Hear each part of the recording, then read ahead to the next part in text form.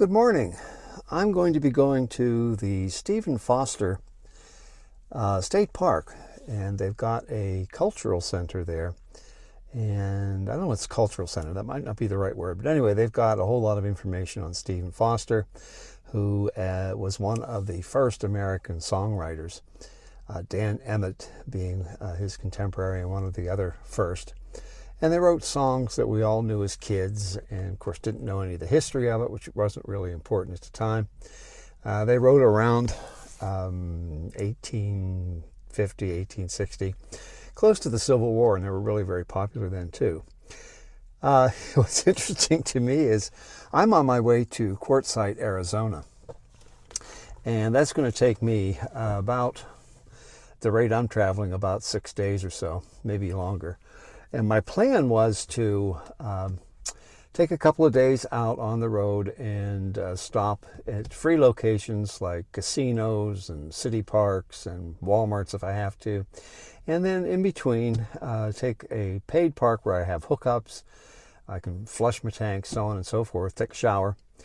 And this was the first of my journey. I had stopped at this particular RV park on the way back from Gulf Shores. This is in White Springs, Florida, which is where, unbeknownst to me, I found out about the Stephen Foster interest because the Suwannee River is right around the corner. So I'm going to go down there. We're going to take a little bit of a walk around and look at the museum and see what we can see.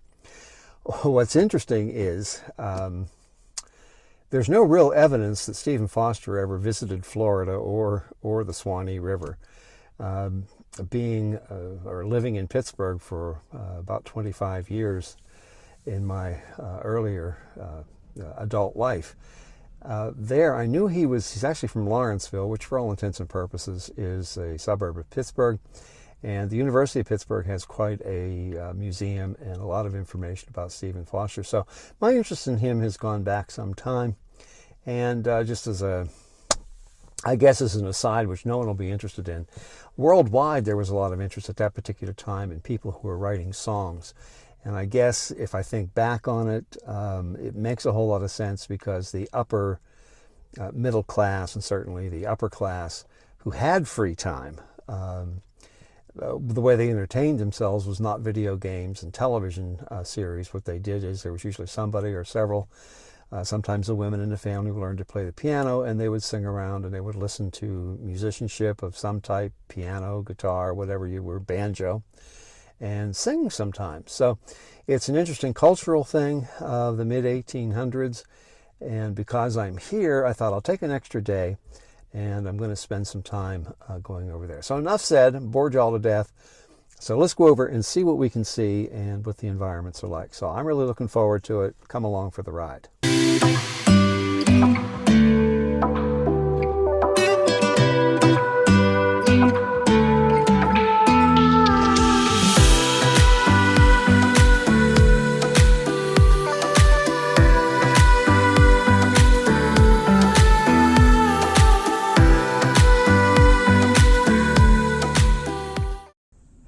Here we are in the Stephen Foster Museum in the park, the state park. It's a beautiful place. They've got all kinds of things to see, and I'm anxious to take you along with me as we visit the place. I'm about to go into the museum. I don't know how much videoing they'll allow in the museum. I understand it's got dioramas depicting scenes from most of his popular songs, so that'll be kind of neat to see. And I wanted you to see the museum itself because it looks like one of those before the war antebellum southern mansions. So we'll take a look and come along and we'll see what it looks like.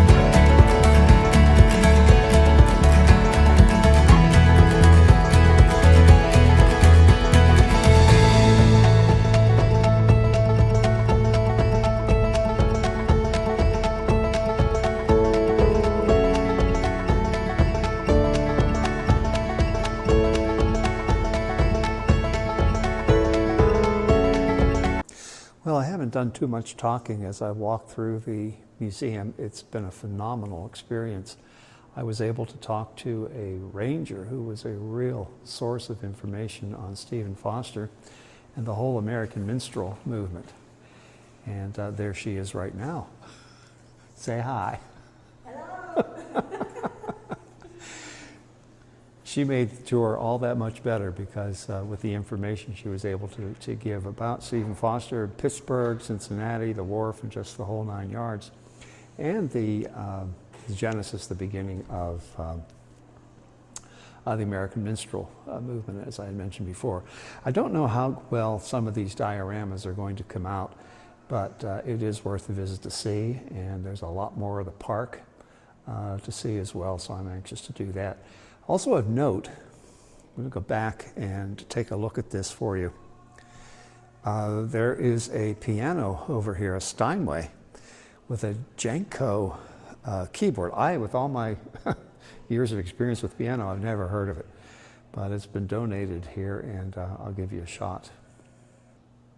I have never seen a keyboard like that ever. I have half a notion to send it to a friend of mine and ask what he can tell me about it.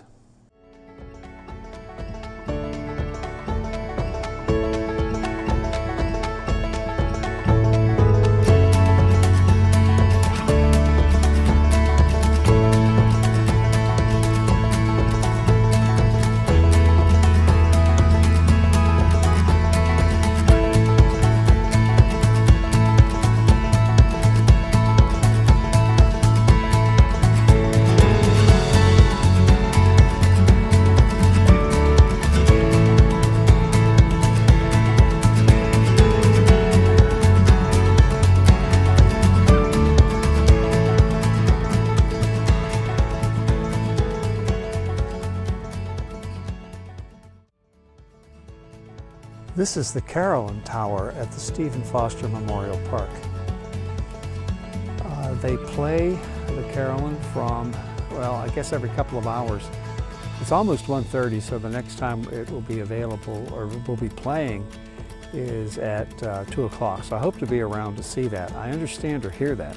I understand that there is someone in the base of this. There's, I don't know whether a little bit of a museum or whatever you can see over here at the base of the tower, where they have someone who is playing a Steinway of the same era. So she may be in there now performing, I don't know, so we're going to go in and see. But it's just a really, really pretty area. I'll see if I can get up, give you a picture of that tower without my ugly face in it. And that's where they play the music from. I understand, according to the ranger, they're playing still Christmas music, which is fine with me. I'm hoping inside, however, they're going to be performing some, if I get to hear that at all, they're performing some of Foster's pieces himself. So take a look around. It's really beautiful.